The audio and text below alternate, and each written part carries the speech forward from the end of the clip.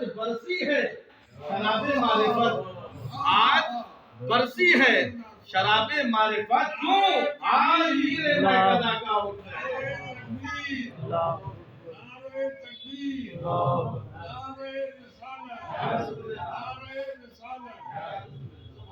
آج برسی ہے شراب معرفت، آج میرے میکدہ کا عرض ہے، اور روح کشے ہند الولی کا کل ہے آج، روح کشے ہند الولی کا کل ہے آج، مظہر غوث الورا کا عرض ہے، مظہر غوث الورا کا عرض ہے۔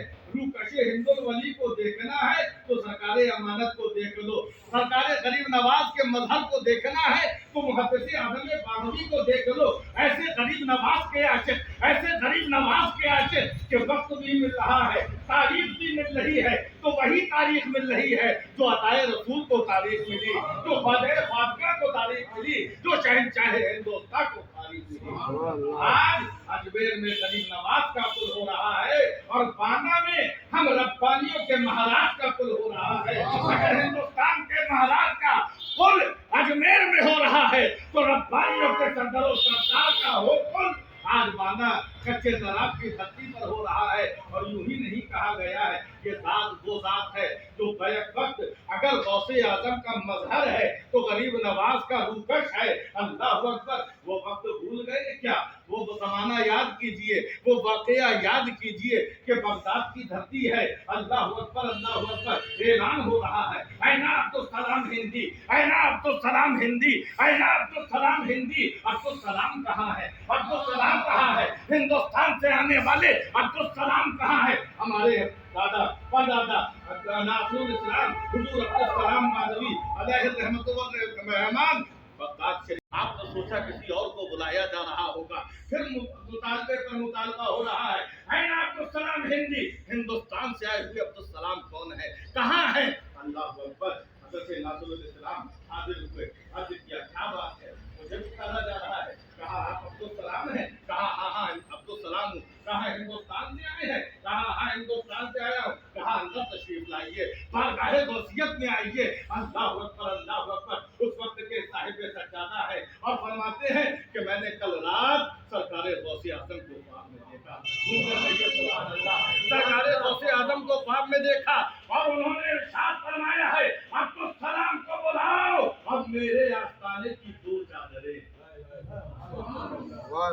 دنیا کہے ہم غوث کے دیوانے ہیں، دنیا کہے ہم غوث کے دیوانے ہیں، اتنی بڑی بات نہیں ہے۔ غوث جس کو خود اپنا دیوانہ کہتے، اس کے مرتبے کا کیا عالم ہے، اس کے مقام کا کیا عالم ہے۔ اللہ اکبر، اللہ اکبر، فرمایا مجھے غوث اعظم خواب میں دیکھے، ارشاد فرمایا ہے کہ عبد السلام کو بلاؤ، میرے روضے کی دو چادریں دو، باندھا میں میرے دو عاشق ہیں، ایک امانت علی، ایک عبد الرب، جاؤ ان کے آستانے کے لیے غوث اعظم چادریں دے رہے ہیں۔ سوچو تو کیا مقام ہے سرکار امانت کا، کیا مقام ہے خانوادہ ربانیہ کا کہ دنیا غوث کا دیوانہ اپنے کو کہتی ہے، لیکن ان کی غلامی غوث اعظم مسترد فرما رہے ہیں اور ارشاد فرما رہے ہیں امانت علی کو معمولی مت سمجھو، امانت علی میرا غلام ہے، میرا جانشین ہے،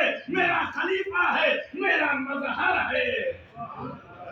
اللہ اکبر، آج سبحان اللہ، دیکھیے نگاہوں کے سامنے آپ کے یہی چادر چڑھتی ہوئی نظر آتی ہے تو غوث جس کو اپنا غلام کہتے، اس کے مقام کا کیا عالم ہوگا، اس کے مرتبے کا کیا عالم ہوگا۔ دوستو اور بزرگو، روح کشے ہند الولی کا کل ہے آج، روح کشے ہند الولی کا کل ہے آج، مظہر غوث الورا کا عرض ہے۔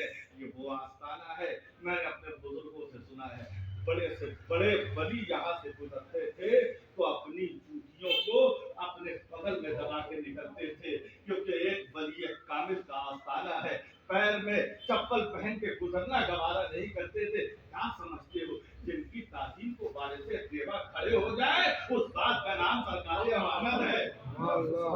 جن کی تعظیم کو بارے سے دیوا کھڑے ہو جائے اور اپنے زبان سے یہ فرمائے دیکھنے میں مولوی ہے لیکن مولوی نہیں ہے، صرف مولویوں ہے، درویشوں ہے، مولویوں ہے، درویشوں ہے، وہ ذات ہے سرکار امانت کی۔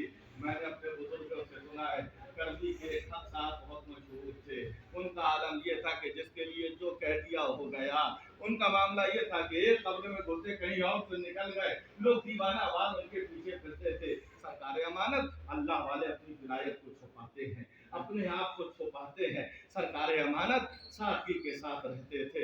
किसी का कोई मामला फंस गया, किसी के भाई को फांसी की सजा होने वाली थी, वो हक साहब की बारगाह में पहुंचा, करबी पहुंचा और कहा हुजूर आप दुआ फरमाइए ताकि मेरे भाई को रिहाई मिल जाए।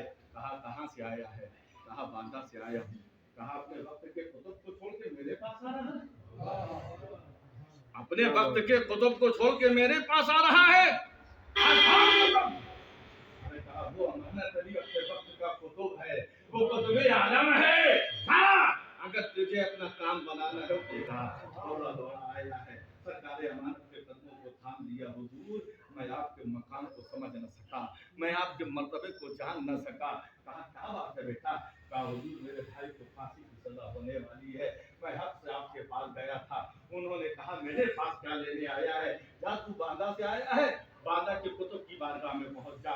अगर वो जबान अपनी हिला देंगे तो अल्लाह तेरा काम बना देगा। कहा हुजूर मुझे मालूम नहीं था कि आप इतने बड़े मकाम पर फाइज हैं। कहा अच्छा, अब साहब ने मेरे राज को जाहिर कर दिया।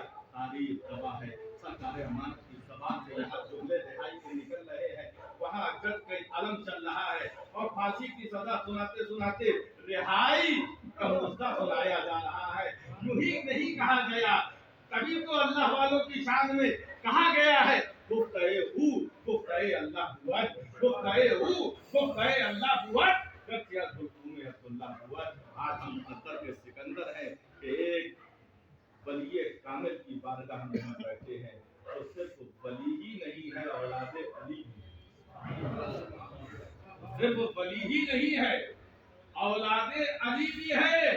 जिसको नबी अपनी अमानतें दे उनको उसको अली कहा जाता है, और अली की अमानतें जो अपने सीने में बसाता है उसको अमानतें अली कहा जाता है।